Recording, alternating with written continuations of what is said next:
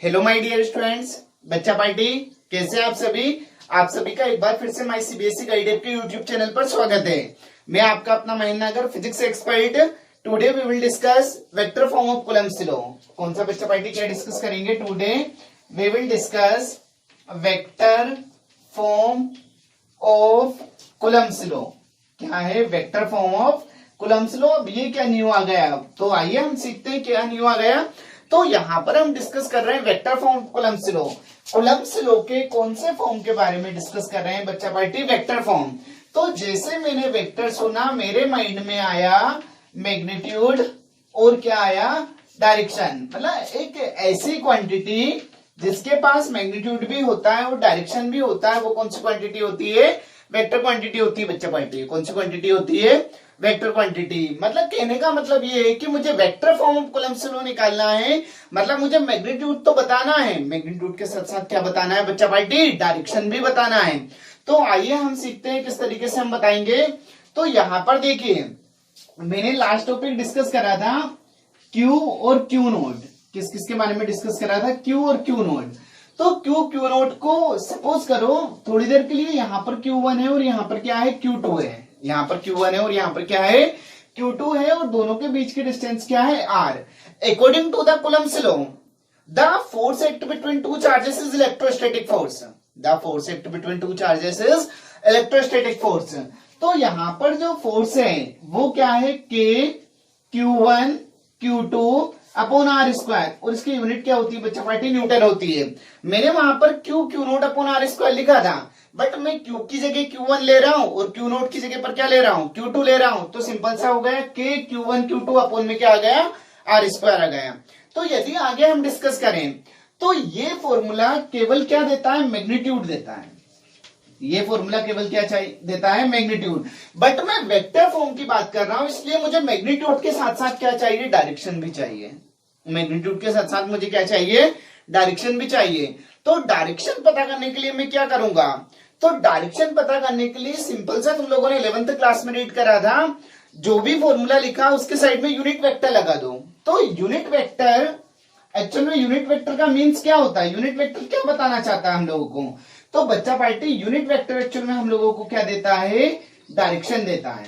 Unit vector हम लोगों को क्या देता है? डायरेक्शन देता है। तो देखो ये फॉर्मूला क्या हो गया? मैग्नीट्यूड। और इस फॉर्मूले के साइड में यदि मैं यूनिट वेक्टर लगा दूं तो मुझे डायरेक्शन भी पता चल जाएगी। मतलब खुद माइंड लगाओ, मतलब आ तो रहा है ना कि सब कुछ ऊपर से जा रहा है। यदि जा रहा हो तो बता देना कमेंट बॉक्स में। तो यहां पर क्या है, मैं क्या बोल रहा हूं बच्चा पार्टी? सिंपल सी बात कर रहा हूं। ये फॉर्मूला केवल मैग्नीट्यूड देता है, डायरेक्शन के बारे में बात ही नहीं कर रहा है। बट ये यूनिट वेक्टर जो है, यूनिट वेक्टर हमें क्या बताता है? डायरेक्शन बताता है। तो यदि इस फॉर्मूले के साइड में मैं यूनिट वेक्टर लगा दूं तो मेरे पास मैग्नीट्यूड भी हो जाएगा और डायरेक्शन भी हो जाएगा। और वेक्टर क्वांटिटी को किसकी रिक्वायरमेंट है? मैग्नीट्यूड और डायरेक्शन दोनों की। किसकी रिक्वायरमेंट है बच्चा पार्टी? मैग्नीट्यूड और डायरेक्शन दोनों की। बट इंपॉर्टेंट थिंग ये कि यूनिट वेक्टर लिखा किससे जाता है? इंपॉर्टेंट थिंग क्या? यूनिट वेक्टर में जो डिस्टेंस रिप्रेजेंट करना वो कैसे लिखा जाता है? तो पहले तो यूनिट वेक्टर का सिंबल क्या है और इसे किस तरीके से लिखा जाता है वो कुछ हम जानने की कोशिश करते हैं। तो यदि बच्चा पार्टी एक को मुझे लिखना है यूनिट वेक्टर ऑफ ए, तो यूनिट वेक्टर ऑफ ए लिखना है मतलब मैं ए के ऊपर क्या लगा दूंगा? टोपी लगा दूंगा। टोपी लगा दूंगा मतलब ए के ऊपर क्या लगा देंगे? केप लगा देंगे। मतलब जब भी यूनिट वेक्टर की बात करेंगे तो मुझे क्या पहनाना है? टोपी पहनाना है। क्या पहनाना है बच्चा पार्टी? मतलब उस पर क्या लगा देंगे? टोपी लगा देंगे, मतलब कैप पहना देंगे उसे। इतना तो आ रहा है ना समझ में? क्लियर है? इसमें कोई बुराई वाली बात है ही नहीं। मजा मस्त टॉपिक है, शानदार एकदम। तो यहां पर क्या होगा? उसी तरीके से यदि बोला जाए यूनिट वेक्टर ऑफ आई तो क्या हो जाएगा बच्चा पार्टी? आई के। यूनिट वेक्टर ऑफ जे तो क्या हो जाएगा? जे कैप। और यूनिट वेक्टर के तो क्या हो जाएगा? के कैप हो जाएगा। उसी तरीके से यदि मैं बात करूंगा यूनिट वेक्टर ऑफ डिस्टेंस तो डिस्टेंस के ऊपर मैं क्या लगा दूंगा? के। बट डिस्टेंस में हम इसको किस तरीके से रिप्रेजेंट करेंगे वो मोस्ट इंपोर्टेंट थिंग है। डिस्टेंस में यहां पर हम इसको किस तरीके से रिप्रेजेंट करेंगे वो मोस्ट इंपोर्टेंट थिंग है। तो पहले फोर्स को कैसे लिखा जाता है पहले मैं बात करता हूं। चलिए ठीक है, डिस्टेंस के बारे में हम डिस्टेंस की बात करें, मतलब डिस्टेंस को कैसे लिखा जाता है। सपोज करो बच्चा पार्टी ये फर्स्ट पॉइंट है और ये सेकंड पॉइंट है। इन दोनों के बीच में बहुत ज्यादा प्यार है, ठीक है ना। तो इन दोनों के बीच में बहुत ज्यादा प्यार है, तो इसने क्या करा, इसको अट्रैक्ट करा, तो मतलब एरो इस डायरेक्शन में लगा दिया। जब इसने इसको अट्रैक्ट करा तो इसने चलना कहां से स्टार्ट करा, 2 से, और ये आ किस तरफ गया, 1 पर। मतलब यहां पर दो प्रेमी बैठे हुए हैं, क्लियर है, और इस प्रेमी ने इसको अट्रैक्ट करा, तो इसने चलना कहां से स्टार्ट करा, 2 से, और आया कहां तक, 1 से। तो डिस्टेंस मुझे कैसे लिखना है, आर कहां से स्टार्ट कर रहा है, 2 से, आकर कहां रुक गया, 1 पर, मतलब उसके प्रेमी के पास आकर रुक गया। और इसको पहना दो टोपी, तो ये हो गया यूनिट वेक्टर। और यूनिट वेक्टर हमें क्या देता है, डायरेक्शन देता है। यूनिट वेक्टर हमें क्या देता है बच्चा पार्टी, डायरेक्शन देता है। क्लियर है, आ रहा है ना मुझे। अब आगे देखिए, यहां पर आगे इसने बोला कि मैं आ गया। अब इस प्रेमी ने इस प्रेमी से कहा कि मैं तुम्हें अट्रैक्ट करूंगा, तो ये अट्रैक्ट करना स्टार्ट कर दिया। तो इसने कहां से चलना स्टार्ट करा, 1 से, किस तरफ जा रहा है, 2 की तरफ। तो इसको क्या लिखेंगे, R12 के ऊपर क्या लगा देंगे, केप लगा देंगे। R12 के ऊपर क्या लगा देंगे, केप। डिस्टेंस का रूल क्या है बच्चा पार्टी, एरो देखना है कि कहां से स्टार्ट करा है। जहां से स्टार्ट करा वो पहले लिखेंगे, कहां जाकर रुकेगा वो बाद में लिखेंगे। कहां से स्टार्ट करा वो पहले लिखेंगे, कहां जाकर रुकता है वो बाद में लिखेंगे। ये वेक्टर का रूल होता है बच्चा पार्टी। किसका रूल होता है, वेक्टर का।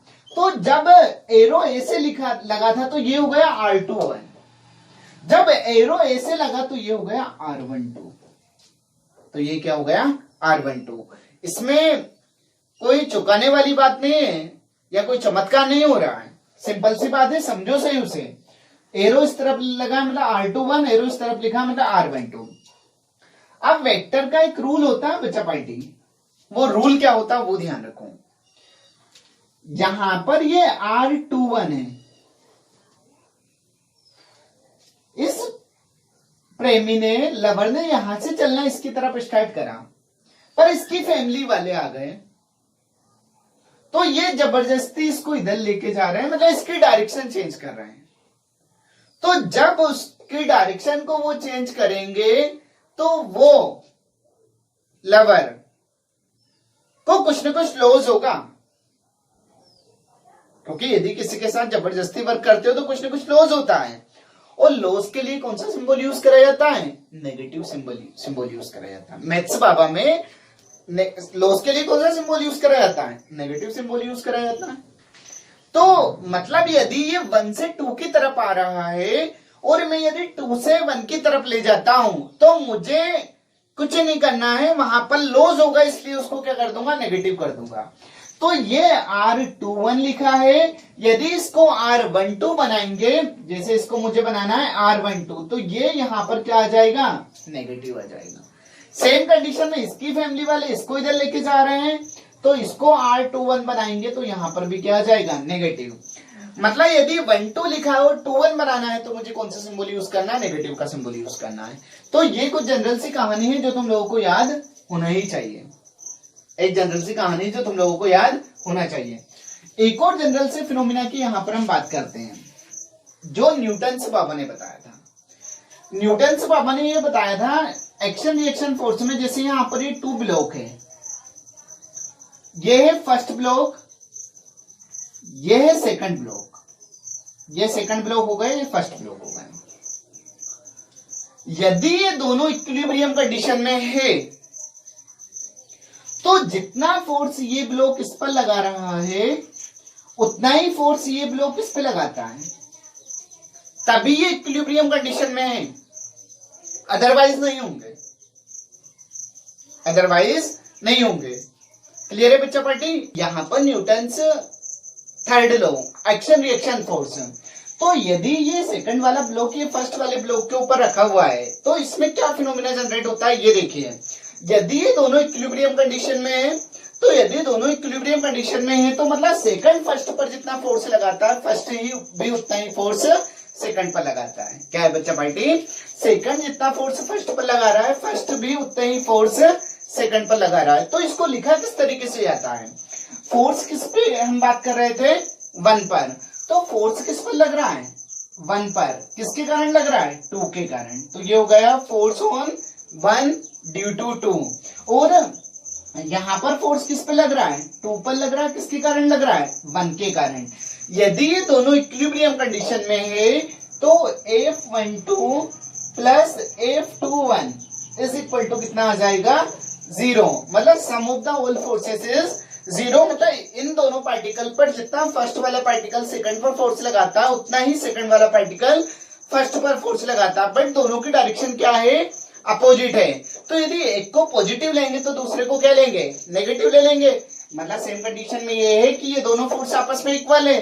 तो यहाँ पर क्या हो जाएगा, F12 is equal to minus F21। तो ये बस इतना फिनोमेना यदि तुम लोगों को आता है तो वेक्टर फॉर्म कूलम्ब्स लॉ में बिल्कुल भी प्रॉब्लम नहीं आना है। क्या है बच्चा पार्टी, यदि इतना रूल तुम लोगों को पता है तो वेक्टर फॉर्म कूलम्ब्स लॉ में बिल्कुल प्रॉब्लम नहीं आएगी, ये मैं तुम्हें गारंटी दिलाता हूँ। तो यहाँ पर देखिए वेक्टर फॉर्म कूलम्ब्स लॉ हम देखते हैं। वेक्टर फॉर्म कूलम्ब्स लॉ में हो जाएगा late Q1 and Q2 are 2 charges. क्या हो जाएगा बच्चा party, Q1 and Q2 are 2 charges and R is the distance between them. और R क्या हो जाएगा, दोनों के बीच की डिस्टेंस। तो यहां पर मैंने क्या करा, ये हो गया Q1, ये हो गया Q2 और ये हो गया R।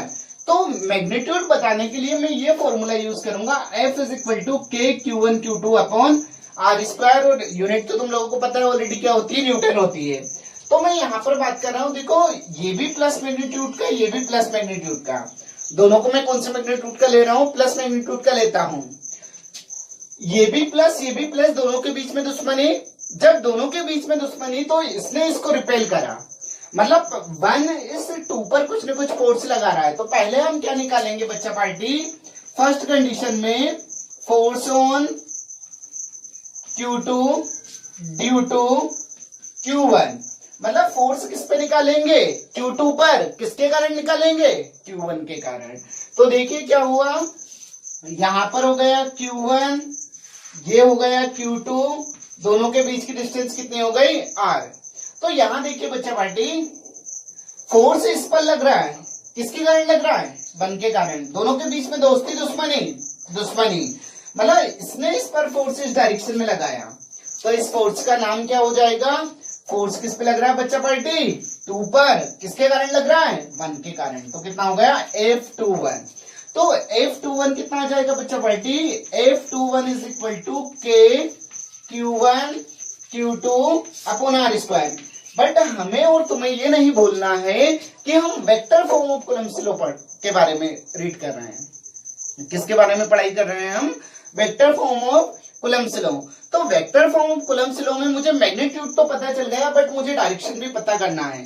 तो डायरेक्शन इसने कहां से चलना स्टार्ट करा, 1 से, कहां जा रहा है, 2 की तरफ। तो मतलब डायरेक्शन क्या हो जाएगी, R12। अभी थोड़ी देर पहले ये बताया था कि इसने कहां से चलना स्टार्ट करा है, 2 से, कहां जा रहा है, 1 की तरफ। एरो ये इंडिकेट कर रहा है ना, तो क्या लिखेंगे, R21। तो यहाँ पर मैं ये बोल रहा हूँ एरो इस तरफ लगाया बच्चा पार्टी। तो यदि एरो इस तरफ लगाया तो इसने कहां से चलना स्टार्ट करा, 1 से, कहां जा रहा है, 2 पर। तो कितना हो गया, R12। कितना हो गया, R12। तो ये जो R12 हुआ, इसके ऊपर मैं टोपी लगा दूंगा तो ये क्या हो जाएगा, यूनिट वेक्टर। क्या हो जाएगा, यूनिट वेक्टर। क्लियर है। तो इस Q2 ने बोला कि जितने दुश्मनी करना था तूने कर लिया, अब किसका नंबर, Q2 का नंबर। अब Q2 किस पर फोर्स लगाएगा, Q1 पर। पहले Q1 ने किस पर फोर्स लगाया, Q2 पर। अब Q2 किस पर फोर्स लगा रहा है, Q1 पर। तो क्या हो गया बच्चा पार्टी, सेकंड पॉइंट ध्यान से देखो, सेकंड पॉइंट हो गया force on Q1 due to Q2। Force किस पे लग रहा है, Q1 पर, किसके कारण लग रहा है, Q2 के कारण लग रहा है। तो ध्यान से देखिए बच्चा पार्टी, यहाँ पर क्या हो जाएगा, ध्यान से समझिए। देखो ये हो गया Q1 और ये हो गया Q2, ये भी प्लस मैग्नीट्यूड, ये भी प्लस मैग्नीट्यूड, दोनों के बीच में दोस्ती दुश्मनी। तो इसने क्या करा, इसको इस वाली डायरेक्शन में रिपेल करा। तो जब रिपेल करा तो फोर्स किस पे लग रहा है, 1 पर, किसके कारण लग रहा है, 2 के कारण। तो ये होगा F12। डायरेक्शन कहां से आ रहा है, 2 से, कहां जा रहा है, 1 की तरफ। तो डायरेक्शन क्या हो गई बच्चा पार्टी, R21। और इसके ऊपर चाहो तो क्या लगा सकते हो तुम लोग, केप लगा दो, तो ये क्या हो जाएगा, यूनिट वेक्टर। तो क्या हो जाएगा, यहाँ पर आंसर क्या आया वो देखिए, यहाँ पर आंसर आएगा, मैं स्पीड से इसलिए बता रहा हूं क्योंकि मैंने ऑलरेडी तुम लोगों को ये बता दिया है, F12 is equal to K Q1 Q2 upon R square. ये तो मैग्नीट्यूड, बट हम वेक्टर फॉर्म रीड कर रहे हैं इसलिए मुझे डायरेक्शन चाहिए। डायरेक्शन कौन देगा, यहाँ पर यूनिट वेक्टर देगा। तो यूनिट वेक्टर क्या है बच्चे पार्टी, R21। तो ये हो गया R21 के। अब ध्यान से देखिए, F12 is equal to K Q1 Q2 upon R square. ये R12 लिखा है, यदि मुझे इसको R21 लिखना है तो मैं डायरेक्शन चेंज करूंगा, मतलब कौन सा सिंबल हो जाएगा, नेगेटिव सिंबल हो जाएगा। तो ये हो गया माइनस R21। कभी लाइफ में नहीं भूलोगे, सही तरीके से बताया है मैंने, ध्यान से देख लेना बस। अब ये नेगेटिव यहां से कहां गया, बाहर आ गया। तो F12 इज इक्वल टू कितना हो गया, माइनस के Q1 Q2 upon R square, और ये क्या हो गया R21। ये कहीं देखा हुआ लग रहा है, इतना फॉर्मूला देखिए यहां पर ध्यान से। F21 में हमने ये रीड करा था, तो F12 इज इक्वल टू क्या हो जाएगा, माइनस F21। ये माइनस का इस तरफ आकर किसका हो जाएगा, प्लस का, F12 प्लस F21। मतलब क्या सेंस निकल रहा है, मतलब जितना फोर्स Q1 Q2 पर लगाता है उतना ही फोर्स Q2 Q1 पर लगाता है। इसलिए दोनों कौन सी कंडीशन में रहेंगे, इक्विलिब्रियम कंडीशन में रहेंगे।